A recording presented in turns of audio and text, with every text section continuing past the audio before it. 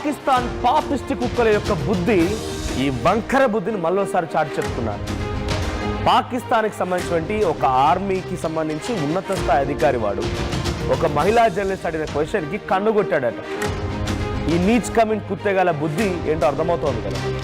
అక్కడ ఉన్నత స్థాయి అధికారులుగా ఉన్న వాళ్ళే అది చూడండి, వాడు ఏం కొడుతున్నాడు, చెంప చెల్లు అనిపించి చెప్పుల దండ మెడలేయాలి వాడికి. ఇలా బుద్ధే ఇంత. దీనికి మనం అడ్డుకున్నా ఎన్ని మాట్లాడుకున్నా కూడా దానికి ఏం ఉపయోగం ఉండదు.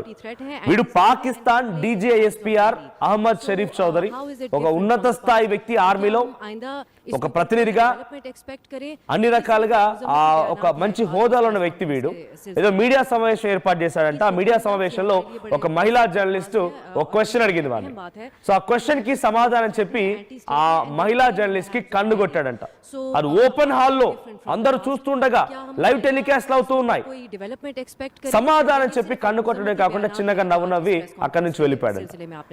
ఆర్మీలో ఉన్నత స్థాయిలో ఉండి కూడా ఇలా చేయడం పైన చాలా తీవ్రమైన విమర్శ ఎదుర్కొంటున్నాడు వీడు.